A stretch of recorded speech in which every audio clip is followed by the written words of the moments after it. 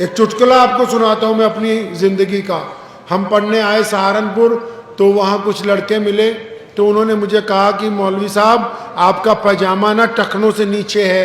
تو میں نے کہا پھر؟ کہتا ہے اس کو اونچا کر لو. میں اگر اونچا کریں گے کہتا اگر نیچا رہے گا تو جہنم میں جاؤ گے, اگر اونچا کرو گے تو بولو. آپ کو بھی پتہ ہے یہ بات, آپ کو بھی پتہ ہے. تو میں نے پاجامہ اونچا کر لیا. اب جب ہم گھر پہنچے چھٹی پہ, ہمارے ابا کو اللہ نے بڑی عزتیں عطا فرمائیں, خود بھی عالم تھے, باپ بھی عالم, دادا بھی عالم, پردادا بھی عالم, لکڑ دادا بھی عالم, اس کا ابا بھی عالم, ان کے ابا بھی عالم. اب میں نے ان کو پوچھا, میں کہا جی آپ تو ہمارے سے جھوٹی بولتے رہے گا, بیٹا کیا ہوا؟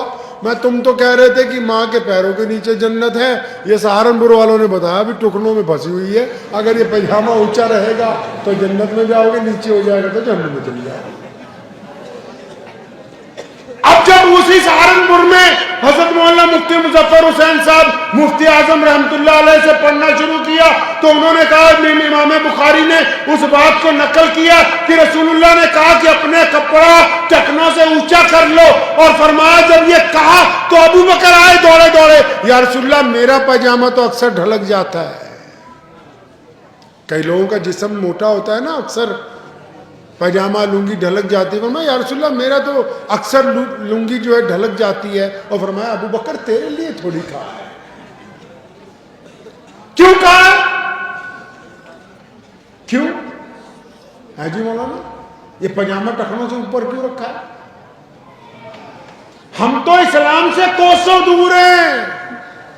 نبی علیہ السلام نے جب فرمایا اس کا مطلب یہ تھا کہ جو لوگ اکڑ کے چلتے ہیں, غرور سے چلتے ہیں, ان کا کپڑا اس لیے اونچا کروایا تاکہ ان کی گردن میں جو سریا ہے وہ نکل جائے. اب عاجزی سے چلیں, انکساری سے چلیں. اب سنو جو اصل مسئلہ ہے, یہ اصل مسئلہ یہ ہے کہ اگر کسی ملا جی کا پاجامہ ٹخنوں سے اونچا ہو اور وہ اپنے ابا کو گالی دیتے ہوں, اپنی اماں کی خدمت نہ کرتے ہوں, اپنی بیوی سے بدتمیزی کرتے ہوں, اپنے پڑوسیوں سے لڑتے ہوں, راہگیر کو راستہ نہ بتاتے ہوں, یتیم کی خبر گیری نہ کرتے ہوں, کسی مسکین کے پاس ضرورت کے لیے نہ جاتے ہوں, اب یہ ٹخنوں کی بجائے پاجامے کو گھٹنوں پہ بھی کر لے تو اسلام کو اس سے کچھ لینا. کیونکہ ہم نے اسلام کی روح کو قتل کیا ہوا ہے نا, ہمیں پتہ ہی نہیں دین ہم سے چاہتا کیا ہے. نماز پڑھتے ہیں ہم سب لوگ, نماز کیوں پڑھتے ہیں جی؟ اللہ کا حکم ہے. کہاں لکھا ہے؟ اللہ کے قرآن میں تو نماز پڑھنے کے لیے ہی نہیں کہا. اگر کبھی کسی آپ اپنے عالم کے پاس جائیں گے تو قرآن نے نماز کو قائم کرنے کا حکم دیا. نماز کو قائم کرنا. کیوں قائم کرنا ہے نماز کو؟ فرمایا اس لیے نماز تم پر فرض کر دی. اللہ نے وجہ تسمیہ بیان کی, فرمایا اس لیے تم پر نماز فرض کر دی تاکہ تم گندی باتیں کرنی چھوڑ دو, اچھی باتیں کرنے لگو. اب نمازی بھی ہو, گالی بھی دیتا ہو.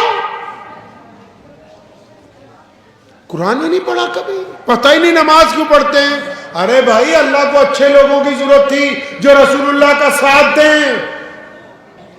اللہ کو اس دین میں اچھے لوگوں کی ضرورت ہے جو نبی علیہ السلام کی باتیں آگے تک پہنچائیں, جو نبی علیہ السلام کا نمونہ لوگوں کو پیش کریں. اب اچھے لوگوں کو بنانے کے لیے کیا کیا؟ فیکٹری لگا دی مسجد کی شکل میں کہ یہاں اچھے لوگ تیار ہوں گے.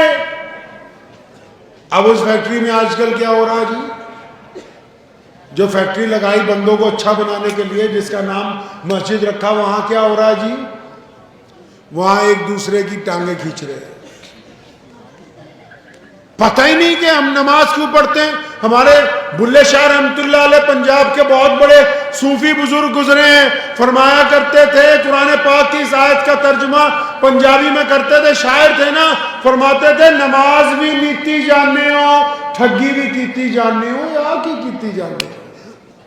مطلب نماز بھی پڑھتے ہو, جھوٹ بھی بولتے ہو, نماز بھی پڑھتے ہو, بے ایمانی بھی کرتے ہو, نماز بھی پڑھتے ہو, زنا بھی کرتے ہو, نماز بھی پڑھتے ہو, شراب بھی پیتے ہو, نماز بھی پڑھتے ہو, دوسرے کی بیٹی کی طرف گندی نگاہ سے بھی دیکھتے ہو, نماز بھی پڑھتے ہو, زنا کا ارادہ بھی. یہ کیا تماشا کرتے ہو بھائی؟ یہ تم نماز نہیں پڑھتے, تم بے ایمانی کرتے.